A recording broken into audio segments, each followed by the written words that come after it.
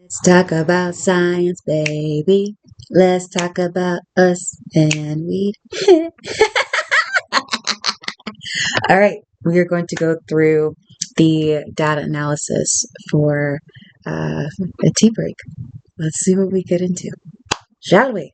All right. Feel free to. I would love to have it right here next to me. So I'm going to see what we could do to get that there eventually. So until then, we're going to go ahead and go through the full breakdown of the document. So after reviewing everything that has been sent over with all of the survey information, this is such good information. So the study process was number one, reviewing the process. Reviewing. Bleh, Mercury, have mercy on me today. Mercury, have mercy on me, please, for 20 minutes, please. So we're going to be reviewing the questions, what story is already being created from the questions, not made up from the questions, but what story is already being told with these types of questions. Number two, identify what is being researched and what goals are needing to be bridged. Number three, metric calculation, taking all the data and summarizing them into individual charts. And then four, summarization and next steps. So Jabria's goals in order was to measure the relationship with the self and cannabis, and to measure the vulnerability of participants in their cannabis journey, and to see how the community influences people's tea breaks and relationships with cannabis usage. So especially with the idea of the community and how community is helping and supporting each other through these times. So my thoughts, I could Fox News this whole process and tell you have a perfect story to tell with this research and making a narrative that suits the outcome that we're hoping to see. But I ain't that type of goose, honey. Quack, quack. I ain't that type of goose. So with this current data, this is not a full picture of the intentional stoner and only tells half of a story. So what we're needing is the meat of the sandwich, the yolk of the egg, if you will, which is the middle process. That can be a bit of an issue potentially, because I remember having a conversation and saying that in the middle of these breaks, it's a little bit harder to get survey and data information. So it might be a harder time, potentially even the easiest time to get these surveys completed as people are in the process of taking a tea break, but we just don't know until we try with this particular thing. So the solution for that is to kind of start to create a sense of importance around the need for the research, that people can take the survey and they learn about this more, creating a modern day scientific study in cannabis usage in 2026. So if the question is kind of framed in a way of saying like, hey, I'm submitting this survey out to you guys, it would mean a lot. This is why it's important. Because we need data. We need research, people. We need research. We need people to analyze the research that are not trying to just make something up, okay? Anyways, so all the questions I have listed out here, I went ahead and highlighted the ones in light green that are kind of all a bit on the same wavelength. The other two that I highlighted out do incorporate any other cannabinoids like CBD in your routine, as well as when was your last tea break. Those are a little bit different because everything else is kind of talking about the intentionality and the alignment, where those two are talking a little bit more about, when did you do your last break, and also which is a really interesting point in this particular world of what other types of, what can I say, substances? What other substances? But also cannabinoids, what other types of things are they using? And that's another research project in and of itself to really understand what exactly people know, what is their education around these different cannabinoids. That's what they're called. And and how to really maximize that. So people know that it's not just the things that their bud tenders are telling them. It's actually a lot more in depth. So I think that that'll be really interesting to dive in the future, but not right now. One step at a time. So what most of this survey is asking is, are individuals using cannabis in a way that is intentional and useful to their needs? So this survey will reflect individual usage rather than a full story arc. The survey facts, there is no demographics to see if this trend is for a certain type of people, which is fine. I think a lot of people really like to see a demographic sometimes, because you can say like, oh, 84% of women or 84% of men, but gender is a construct. And when it comes to age in 2026, it's just not the same, because there's streaming devices and everything like this. It's just I digress. Demographics are great, but they're not the most important thing. The thing is, how do people feel compared to who are the people? But I will say that there are some types of surveys where you do want to get a little bit more of demographics. But I felt like for this one, it didn't call for it so much. So we can go into that at a different time. Also in the survey facts, there is more based on cadence inquiries.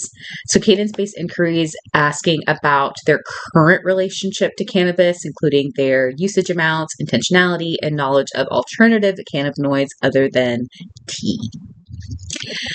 So what's missing in this particular survey report study is that the community aspect is not in this particular set of questions, which is fine. We can do that in the future.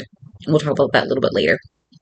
So the community aspect, because the survey focuses on the individual as a lone user, but the thing with cannabis, is the communal aspect, is the social aspect of it all.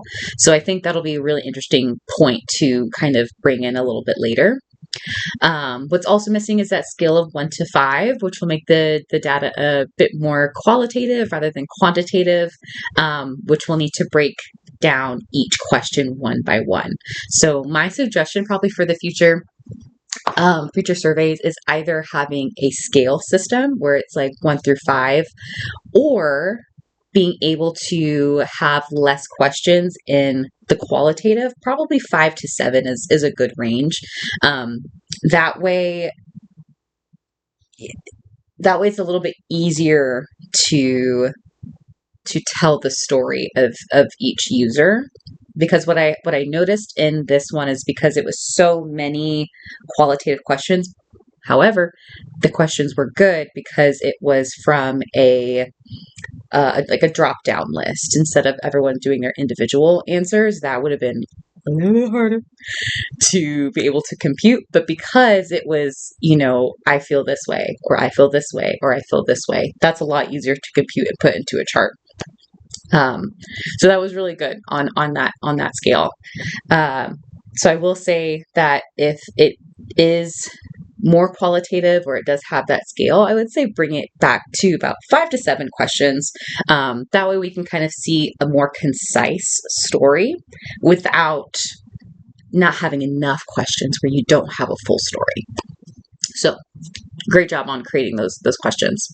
What can be included is the shame story arcs. And I know that we've talked about that a little bit before. How does conversations around cannabis without shame impact the community? And this is a tricky question, because it needs to be worded in a way that doesn't lead the participant into telling us what they want us to hear. So being able to say, how much shame do you feel? That's tricky, right? Because someone could be like, well, I feel shame for this, and that. Or they can say and ask themselves, well, I feel shame in general. Or, there's a lot of different ways that people can kind of approach that. So the specificity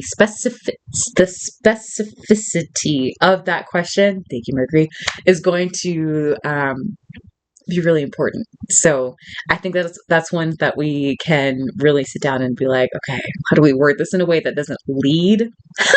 In a court case when someone's like, you're leading the witness, that's what we don't want to do. So we want to set up the question in a way that is allowing them to say, bring us your truth, no matter what it is. Because all we need is your truth. We don't need you to tell us what you think we need to hear. So what we do know in this survey is that all 7 continents have been reached, meaning the desire for intentional cannabis usage is officially stated worldwide.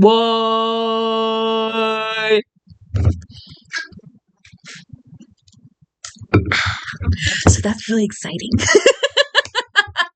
Not just because the content is reaching, but also because this shows that this is a plant that has been used and is continued to be used all over the world. And the need for intentional usage is important. And because all of these different continents have their own types of substances that are not natural, this can also teach people how to use more substances with intentionality, even if that's caffeine. Bruh. Even if that's caffeine. Even if you say, I have had 6 cups of coffee today, and I'd like to bring it down to 3. Huge impact. So that's super exciting for me to think about. Oh my gosh, because my coffee's setting in as we speak. So anyways, what we also know is that the survey results state to the fact that the community is not just for all cannabis users, but those who want to learn about the cannabis intentionally, especially since most of the people who are finding you are from Instagram. Based on your TPIC quiz in July of 2026. So it makes sense that the messaging that is being surrounded around intentional usage is calling in people who want to have intentional usage. That doesn't mean that cannabis users who don't want intentional usage aren't there. It just means that maybe they haven't found you yet, or they don't want to be intentional about it at this time, which is fine. So those are the things that we know. The metric usage that I highlighted was like your primary reason for use. Actually, let me skip over this part. Because let's talk about the charts, baby. So the charts. So I used, I'm going to use clustered bar charts, especially when we go to like befores and after tea breaks. But for now, I'm using line charts and then bar charts.